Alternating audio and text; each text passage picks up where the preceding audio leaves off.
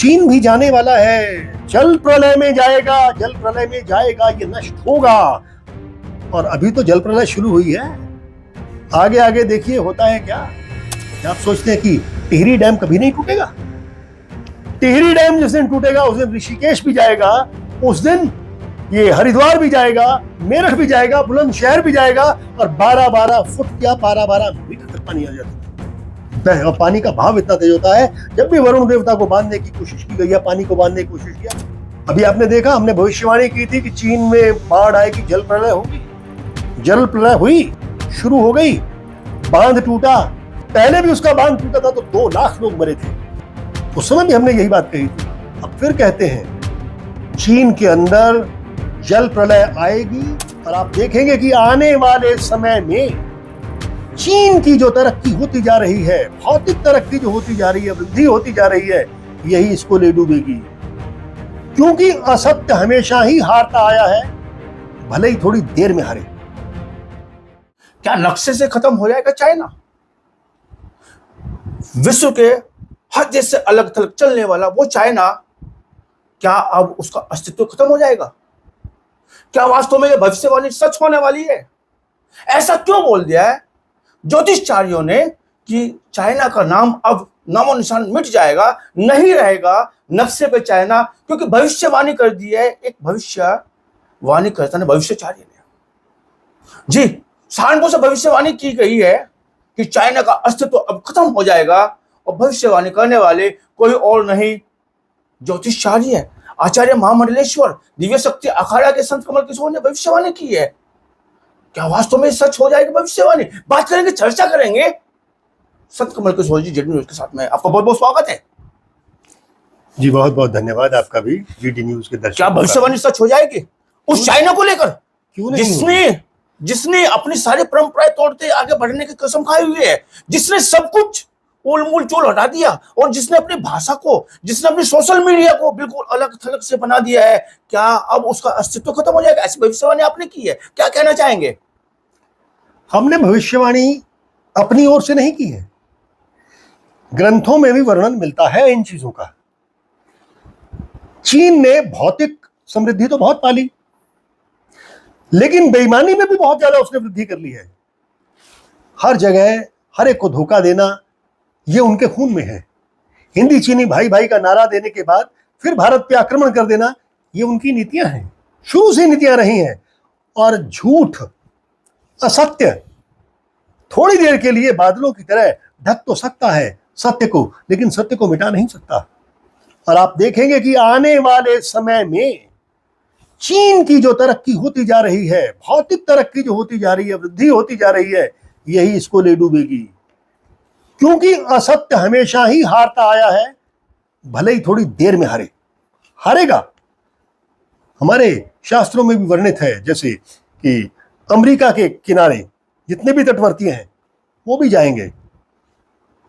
ये इंग्लैंड जिसे कहते हैं, एक नीचे से ज्वालामुखी फूटेगा, विस्फोट फूटेगा, और ये भी खत्म हो जाएगा। इसी तरह से जापान में लगातार विस्फोट होंगे, ताइवान खत्म होगा। तो चीन भी जाने वाला है, जल प्रलय में जाएगा, जल प्रलय में जाएगा, ये नष्ट होगा।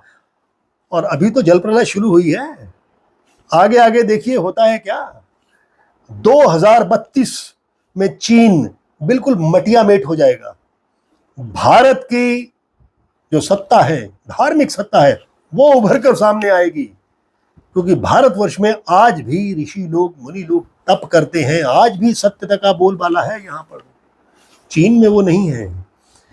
अभी आपने देखा, हमने भविष्यवाणी की थी कि चीन में बाढ़ आएगी, जल प्रलय होगी। जल प्रलय हुई, शुरू हो गई, बांध टूटा। पहले भी उसका बांध टूटा था तो 2 लाख लोग मरे थे, उस समय भी हमने यही बात कही थी। अब फिर कहते हैं चीन के अंदर जल प्रलय आएगी, तबाही होगी, तूफान आएंगे, क्योंकि पृथ्वी तो कुछ नहीं कहेगी, लेकिन पृथ्वी के ऊपर चलने वाली हवाएं और ऊपर बहने वाला जल, इसको जब भी किसी ने पकड़ने की कोशिश किया, इन देवताओं को, जब भी वायु देवता को या वरुण देवता को जिसने भी अपने कब्जे में करने की कोशिश की है, बड़े बड़े बांध बना के, अब बांध की उम्र तो कभी ना कभी तो खत्म होती है ना। आज 30 साल है, 40 साल है, 50 साल है, 100 साल, 200 साल, मानव निर्मित बांध कभी ना कभी तो टूटेगा। और जब चीन में बांध टूटा था 2 लाख लोग मरे थे। अब फिर से वही स्थिति हो रही है। बारिश, बरसात, चीन में हजारों कारें बह गई, कई के कई गांव बिल्कुल नष्ट हो गए हैं। और आप देखिए आने वाले समय और भी भयंकर होने वाला है। ये सप्ताह तो और भी ज्यादा भयंकर जाने वाला है। किन शास्त्रों की आप बात करें जिसमें लिखा है कि जय चाइना का नामो निशान मिट जाएगा और जल प्रलय वहां पे इतनी जबरदस्त होगी कि चीन को लोग नक्शे पे नहीं ढूंढ पाएंगे? किन शास्त्रों की बात कर रहे हैं आप? ज्योतिष की बात कर रहे हैं, क्या ज्योतिष का सच होने वाला है? ज्योतिष मतलब ज्योति, ईश की ज्योति, भगवान की ज्योति। उस ज्योति में हम लोग देख सकते हैं। 2 नेत्र हैं ज्योतिष के, एक है सूर्य और एक है चंद्रमा, और बाकी सारे ग्रह साथ साथ चलते हैं। ग्रहों की जो स्थिति देखी जाती है, उसकी जो किरणें पड़ती हैं वो देखी जाती है, किस कोण पे आती हैं, और साथ में साथ सत्यता भी चलती है। सत्य का वातावरण, आपका आचार व्यवहार, वो सारा कुछ बदल देता है। लेकिन अगर गलत आचार व्यवहार किया जाएगा तो वहां पर प्रलय आएगी ही आएगी। और पहले भी मनु स्मृति, जो पुराना ग्रंथ है, मनु जल प्रलय, आप उसका इतिहास पढ़ के देखें तो जल प्रलय कहां हुई थी। उस समय चीन के सिर्फ पहाड़ी एरिया बचे थे, सिर्फ पहाड़ के एरिया बचे थे। अब भी वही होगा। और श्री गुरु गोविंद सिंह जी ने भी लिखा है कि आने वाले समय में 20-20 कोस पर एक दिया जलेगा। ऐसी स्थिति भारत में भी आएगी। क्या आप सोचते हैं कि टिहरी डैम कभी नहीं टूटेगा? टिहरी डैम जिस दिन टूटेगा उस दिन ऋषिकेश भी जाएगा, उस दिन ये हरिद्वार भी जाएगा, मेरठ भी जाएगा, बुलंदशहर भी जाएगा, और 12-12 फुट या 12-12 मीटर तक पानी आ जाता है। पानी का भाव इतना तेज होता है। जब भी वरुण देवता को बांधने की कोशिश की गई है, पानी को बांधने की कोशिश की है, पानी का बहाव बड़ी बड़ी चीजों को नष्ट कर देता है। और पानी की तेज धार, यानी नोजल से अगर निकाली गई धार, तीखी धार हो और उसके पीछे फोर्स हो तो बड़े से बड़े लोहे तक को काट देता है, वो बड़े बड़े पुल बहा देता है। और चीन ने जो भौतिक तरक्की की है, चीन सबसे पहले नष्ट होगा। क्या लगता है कि चाइना का नामो निशान बिल्कुल खत्म हो जाएगा नक्शे से, या वहां पे जल प्रलय के बाद कुछ बचने भी वाला है? जल प्रलय के बाद हमेशा से कुछ ना कुछ तो बचता ही है, लेकिन कहीं कहीं जीवन बचता है। जीवन कभी समाप्त नहीं होता, पृथ्वी पे कभी समाप्त नहीं होता। हाँ, लेकिन यह है कि जहां पर चीन की आबादी 1 करोड़ है, मान लीजिए कि 1 करोड़ जिस जगह की, उस एरिया की आबादी 1 करोड़ है, वहां 80 लाख लोग मर जाएं तो उसको जल प्रलय ही तो कहा जाएगा। इस तरह से चीन की आबादी बहुत कम हो जाएगी। और आप देखेंगे कि बहुत जल्द ही ये जल प्रलय आने वाली है। 2032 से लेकर 2046 के बीच का समय पूरे भूमंडल के लिए खतरनाक है।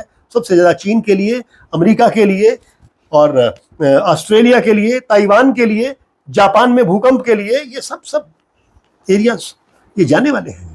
आप हो सकता है सही कह रहे हो, लेकिन आपने जिस तरह की भविष्यवाणी की है उसमें तो आपने 8 जुलाई 2025 का समय लिखा है कि अब से शुरू हो जाएगी। अब से शुरू, एक सप्ताह लिखा है। अभी आप देखें ना, 9 तारीख से लेकर एक सप्ताह 16 तारीख तक, आप देखिए कितनी बाढ़ आती है वहां पे, कितनी बाढ़ें आएंगी, कितना बांध टूटेगा, कितने तूफान चलेंगे।